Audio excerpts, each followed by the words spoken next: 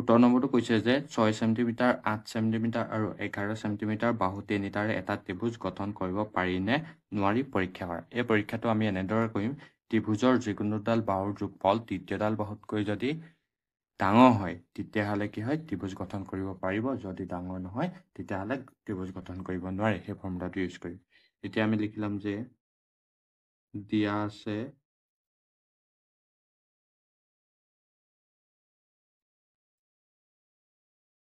বাহু তিনিটা ক্ৰমে 6 সেণ্টিমিটাৰ 8 সেণ্টিমিটাৰ আৰু কি দিছে 11 সেণ্টিমিটাৰ। এতিয়া আমি যিকোনো দুটা বাহু ল'ম, 6 সেণ্টিমিটাৰ আৰু 8 সেণ্টিমিটাৰ এই দুটা বাহুৰ যোগ কৰিম। 6 সেণ্টিমিটাৰ যোগ 8 সেণ্টিমিটাৰ ইকুৱেল 8 6 হ'ব 14 সেণ্টিমিটাৰ। এই 14 সেণ্টিমিটাৰটো তৃতীয়ডাল বাহু 11 সেণ্টিমিটাৰতকৈ কি হয়, ডাঙৰ হয়, তেতিয়াহ'লে ত্ৰিভুজ গঠন কৰিব পাৰিব। ঠিক তেনেদৰে আমি এতিয়া 8 আৰু 11 সেণ্টিমিটাৰ যোগ কৰিম। 8 সেণ্টিমিটাৰ যোগ 11 সেণ্টিমিটাৰ। এতিয়া এই দুটা যোগ কৰিলে হ'ব 19 সেণ্টিমিটাৰ।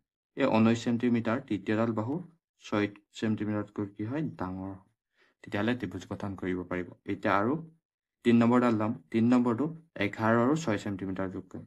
এতিয়া 11 সেণ্টিমিটাৰ যোগ 6 সেণ্টিমিটাৰ এই দুটা বাহু যোগ কৰিলে হ'ব 17 সেণ্টিমিটাৰ। এই 17 সেণ্টিমিটাৰটো তৃতীয়ডাল বাহু 8 সেণ্টিমিটাৰতকৈ কি হয়, ডাঙৰ, তেতিয়াহ'লে ত্ৰিভুজ গঠন কৰিব পাৰিব। এতিয়া আমি ইয়াত লিখি দিম যে দেখা গ'ল যে ত্ৰিভুজৰ যিকোনো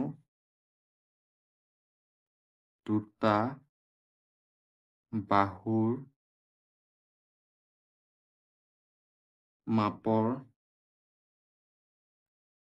মাপৰ যোগফল তৃতীয়ডাল বাহুৰ মাপতকৈ ডাঙৰ, এতেকে 6 সেণ্টিমিটাৰ, 8 সেণ্টিমিটাৰ আৰু 11 সেণ্টিমিটাৰ বাহু তিনিটাৰে এটা ত্ৰিভুজ গঠন কৰিব পাৰিব। এটা ত্ৰিভুজ গঠন কৰিব পাৰিব। এইটোৱে হ'ল ইয়াৰ উত্তৰ। 18 নম্বৰটো কৈছে যে দীপেনে বীৰেণক 1000 টকাৰ 20 ভাগৰ 7 অংশ দি বাকীখিনি নিজৰ লগত ৰাখিলে। দুয়োগৰাকীয়ে কিমান টকা পালে? এতিয়া আমি বীৰেণেনো কেই টকা পালে প্ৰথমতে উলিয়াই লওঁ। তাৰপাছত 1000 টকাৰ পৰা বীৰেণে পোৱা টকাটো বিয়োগ কৰি দিলে দীপেনে কিমান পালে ওলাব। এতিয়া আমি লিখিম যে বীৰেণে পালে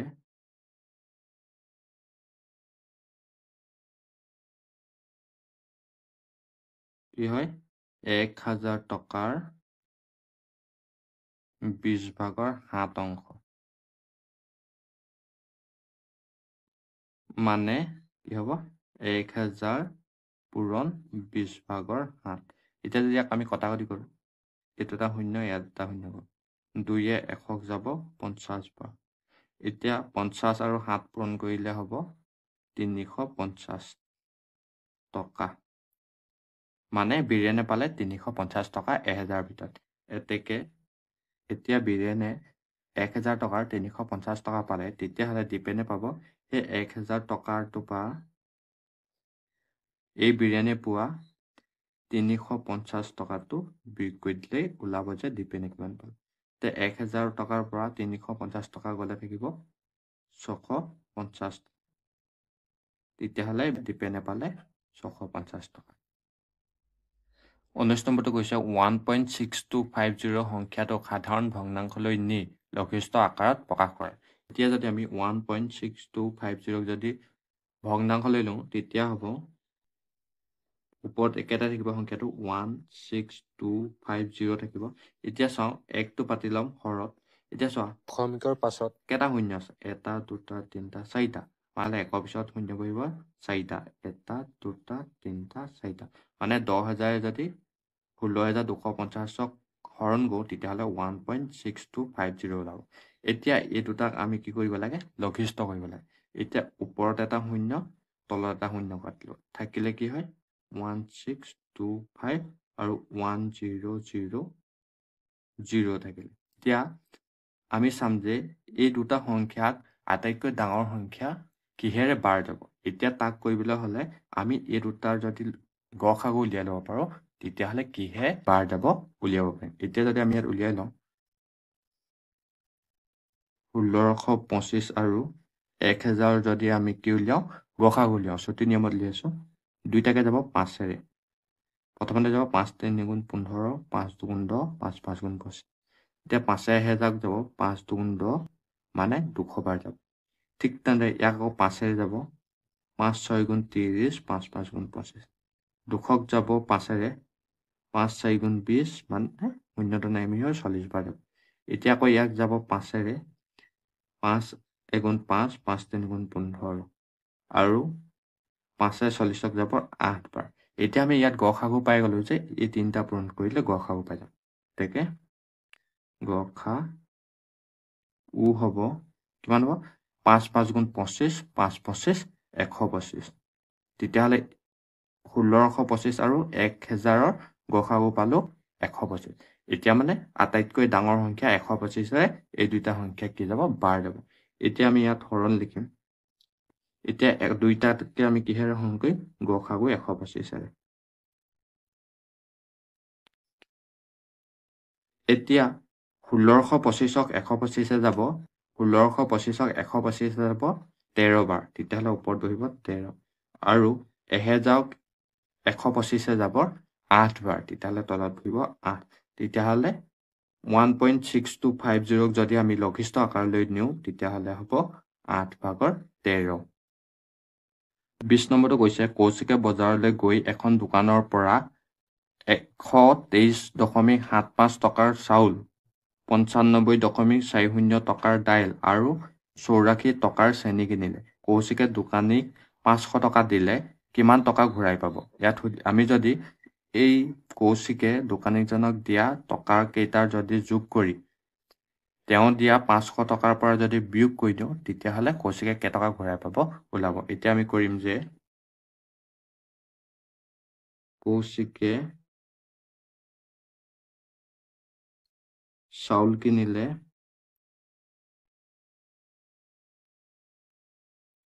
চাউল কেইটকাৰ কিনিলে 123.75 টকা কৌশিকে তাৰপিছত কি কিনিলে দাইল কিনিলে কেইটকা 95.40 টকা তাৰপিছত কৌশিকে আৰু কি কিনিলে চেনি কিনিলে ইয়াত লিখিম চেনি কিনিলে 84.00 টকা এতিয়া মুঠ কিমান খৰচ হ'ল উলিয়াম এতেকে মুঠ খৰচ হ'ব এই গোটেইকেইটা কি কৰিব লাগিব যোগ কৰিব লাগিব 5ৰ লগত যোগ কৰিলে 5 হ'ব টকাৰ তলত টকা বহিব দেই আৰু 7 4 হ'ব 11 11 1 উকলিব 1 3 5 হ'ব 8 8 4 হ'ব 12 উকলা 1 13 13 3 উকলিব 1 আকৌ 2 9 11 11 8 হ'ব 19 উকলা 1 হ'ব 20 20 শূন্য উকলিব 2 ইয়াত আছে 1 1 2 হ'ব 3 আৰু ইয়াত দশমিকৰ তলত সদায় দশমিক বহিব তেতিয়াহ'লে মুঠ খৰচ হ'ল 303.15 টকা এতিয়া যদি মুঠ খৰচটো 500 টকাৰ পৰা যদি বিয়োগ কৰি দিওঁ তেতিয়াহ'লে কেইটকা ঘূৰাই পাব ওলাব এতিয়া আমি লিখিম যে কৌশিকে দোকানীক দিলে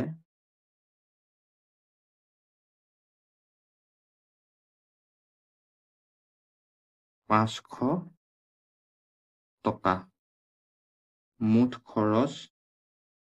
মুঠ খৰচ কৰিলে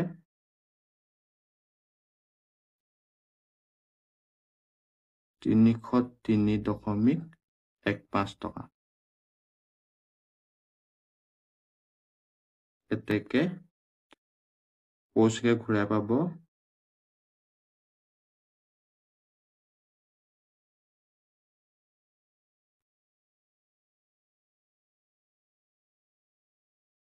এতিয়া 500 টকাৰ পৰা 303.15 টকাটো বিয়োগ কৰিলে কেইটকা ঘূৰাই পাব ওলাব। এতিয়া টকাৰ তলত টকা বহিব। এতিয়া এইটো ধাৰ কৰা অংক 10 পৰা 5 গ'লে হ'ব 5, ইয়াত থাকিব 9, 9 পৰা 1 গ'লে হ'ব 8, দশমিকৰ তলত দশমিক, ইয়াত থাকিব 9, 9 পৰা 3 গ'লে হ'ব 6, ইয়াত থাকিব 9, 9 পৰা 0 গ'লে হ'ব 9, আৰু ইয়াত থাকিলে 4, 4 পৰা 3 গ'লে হ'ব 1, মানে কৌশিকে ঘূৰাই পাব 196.85 টকা।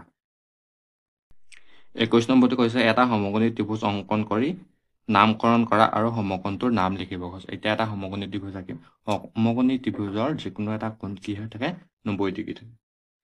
আমি এতিয়া যিকোনো এডাল ৰেখা আঁকি ললো আৰু এই ৰেখাডালৰ যিকোনো এটা কোণ এইটো কোণক আমি 90 ডিগ্ৰী পাম। এতিয়া ইয়াৰ পৰা যদি চাওঁ এনেকে 90 ডিগ্ৰীটো ক'ত থাকিব, এইটো আছে 90 ওপৰত আছে এইটো। এতিয়া আমি এই দুটা বিন্দু কি কৰি দিম, যোগ কৰি দিম। যোগ কৰি দিয়া লগে বাকী এইটো বিন্দু আৰু এইটো বিন্দু কি কৰিম, যোগ কৰিম।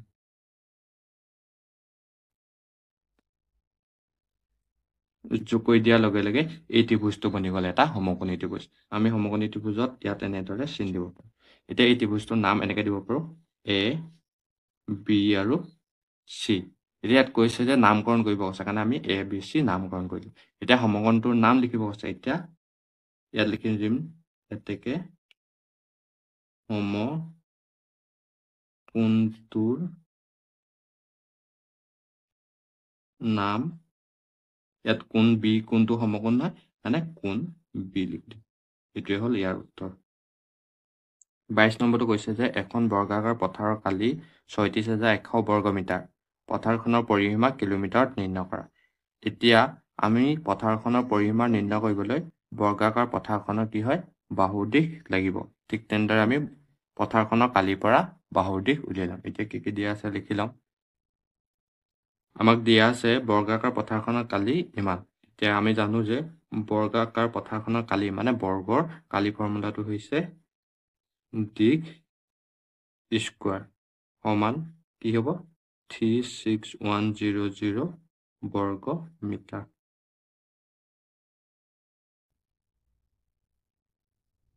এতিয়া আমি এই স্কোৱাৰটো বা এই যদি দুইটো আঁতৰাই দিওঁ তেতিয়া ইয়াত থাকি যাব দিশ, আৰু এই দুইটোৰ কাৰণে কি হৈ যাব, এই 36100 বৰ্গ মিটাৰটো বহি যাব ৰুটৰ ভিতৰত, মানে এই ৰুটটোৰ ভিতৰত। এতিয়া আমি এই সংখ্যাটোৰ কি উলিয়াম, ৰুট উলিয়াম। ৰুট কেনেদৰে উলিয়াম চাওঁ। এতিয়া ইয়াত আমি পাতিলাম 36100টো। এতিয়া যেতিয়া ৰুট উলিয়াবলৈ হয় আমি হৰণ কৰিম। শেষৰ ফালৰ পৰা সদায় এযোৰ এযোৰকৈ ল'ব লাগে। এই দুটা সংখ্যা এযোৰ, এই দুটা সংখ্যা এযোৰ, আৰু যিটো বাকী থাকি গ'ল সেইটো অকলে গ'ল। এতিয়া চাম যে এই তিনিটোক বৰ্গ হিচাপে আটাইতকৈ বেছি কেইবাৰ যাব। আমি আটাইতকৈ বেছি যাব এবাৰ। 1 গুণ কি হ'ব, 1 হ'ব। আমি 2 দুগুণ যদি লওঁ 4 হৈ যাব, মানে 3তকৈ বেছি হৈ যাওঁ, তেতিয়া আমি ল'ব নোৱাৰোঁ। এতিয়া আমি 3 পৰা 1 গ'লে থাকিব 2। এতিয়া আমি এই সংখ্যাবোৰ পাছৰ সংখ্যাবোৰ জোৰ জোৰকৈ নমাম। এতিয়া এযোৰ নমাম 61। এতিয়া হৰণ কৰা সংখ্যাটো উলিয়াবলৈ হ'লে আমি যিটো সংখ্যাই হৰণ কৰিছিলোঁ আৰু যিটো সংখ্যা ভাগফল ওলালে সেই দুটা সংখ্যা কি কৰিব লাগিব, যোগ কৰিব লাগিব। মানে একটোৱে কি কৰিব লাগিব, যোগ কৰিব লাগিব। একে একে কি হ'ব, 2 হ'ব। এতিয়া এই 2টোৰ লগত এনেকুৱা এটা সংখ্যা ল'ব লাগিব যিটো সংখ্যা ইয়াত বহুৱাম আৰু বাৰ দিলে একেই হ'ব। এতিয়া যদি আমি 2টো ইয়াত পাইছোঁ আৰু 2ৰ লগত যদি কিনাৰত যদি 8 দিওঁ আৰু বাৰো আমি কি দিব লাগিব, 8ৰে দিব লাগিব। এতিয়া যদি আমি কওঁ 8 8 গুণ 64, 64 4 = 6, 2 8 গুণ 16, 16 6 হ'ব 22। তেতিয়াহ'লে 8 বাৰ দিছোঁ 224 ওলাইছে। তেতিয়াহ'লে আমি আৰু এবাৰ দি চাওঁ 29। 2টোৰ লগত যদি 9 দি চাওঁ তাহলে আমি 12 কেইবাৰ দিব লাগিব, 9 বাৰ দিব।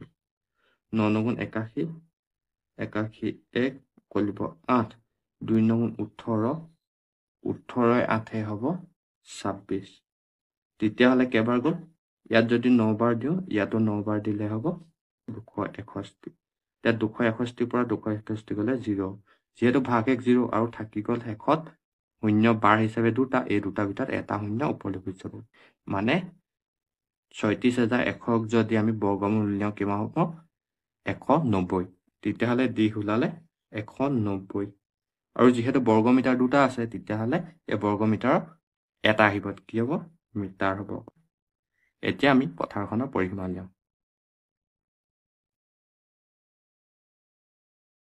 ইয়াত লিখিম যে এতেকে বৰ্গাকাৰ পথাৰখনৰ পৰিসীমা বৰ্গাকাৰ পথাৰখনৰ পৰিসীমা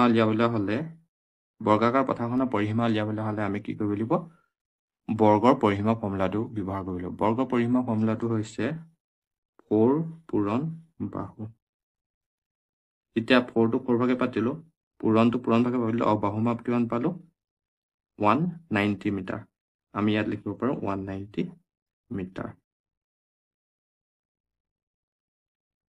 এতিয়া এই বাহুৰ মাপটোই হ'ল বৰ্গাকাৰ পথাৰখনৰ দিশটো সেইকাৰণে আমি 190 মিটাৰ পাতিলো এতিয়া 4 যদি 190 লগত পূৰণ কৰে তেতিয়া হ'ব 760 মিটাৰ তেতিয়াহ'লে বৰ্গাকাৰ পথাৰখনৰ পৰিসীমা ওলালে 760 মিটাৰ ইয়াক যদি আমি কিলোমিটাৰত প্ৰকাশ কৰোঁ আমি জানো যে 1 কিলোমিটাৰত 1000 মিটাৰ তেতিয়াহ'লে ইয়াক যদি আমি 760 মিটাৰক যদি 1000 হৰণ কৰি দিওঁ তেতিয়াহ'লে এইটো গুচি যাব মিটাৰটো গুচি যাবগৈ কিলোমিটাৰ এতিয়া যদি হৰণ কৰোঁ ইয়াত এটা শূন্য ইয়াত এটা শূন্য থাকিব শূন্য দুটা আছে নহয় দশমিক দুটা আগত আহিব মানে 6টো এটা 7টো এটা তাৰ আগত আহিব দশমিকৰ আগত আমি শূন্য এটা বহাই দিম আৰু শেষত লিখিম কিলোমিটাৰ মানে বৰ্গাকাৰ পথাৰখনৰ পৰিসীমা হ'ব 0.76 কিলোমিটাৰ 23 নম্বৰটো কৈছে যোগফল উলিওৱা মিটাৰত প্ৰকাশ কৰিবা এইকেইটাৰ মান আমি কি কৰিব লাগে যোগ কৰিব লাগে আৰু কিহত উলিয়াব লাগে মিটাৰত উলিয়াব লাগে সেইকাৰণে আমি গোটেই কিলোমিটাৰৰ মানকেইটা কিহলৈ লৈ যাম মিটাৰলৈ এইটো কিলোমিটাৰত আছে মিটাৰলৈ নিম এতিয়া আমি জানো যে 1 কিলোমিটাৰত থাকে 1000 মিটাৰ তেতিয়াহ'লে 75.97 লগত যদি 1000টোক পূৰণ কৰি দিওঁ তেতিয়াহ'লে এই গুচি যাবগৈ মিটাৰলৈ আৰু এইটো মিটাৰত আছে ইয়াক চেঞ্জ কৰাৰ দৰকাৰ নাই 65 মিটাৰ আৰু 43 কিলোমিটাৰক যদি আমি মিটাৰলৈ পূৰণ কৰোঁ 1 কিলোমিটাৰত থাকে 1000 মিটাৰ তেতিয়াহ'লে 43 কিলোমিটাৰত থাকিব 43 পূৰণ 1000 মিটাৰ এতিয়া আমি এইকেইটা পূৰণ কৰিম এতিয়া 75.97 লগত যদি 1000 পূৰণ কৰোঁ তেতিয়া হ'ব 7597 মিটাৰ যোগ মিটাৰটো মিটাৰ ভাগত থাকিব 65 মিটাৰ যোগ 43 লগত যদি 1000 পূৰণ কৰোঁ হ'ব 43,000 মিটাৰ এতিয়া আমি এই গোটেইকেইটা কি কৰিব লাগিব যোগ কৰিব লাগিব এতিয়া এই গোটেইকেইটা যোগ কৰিলে ওলাব 119,605 মিটাৰ মানে 1,29,605 মিটাৰ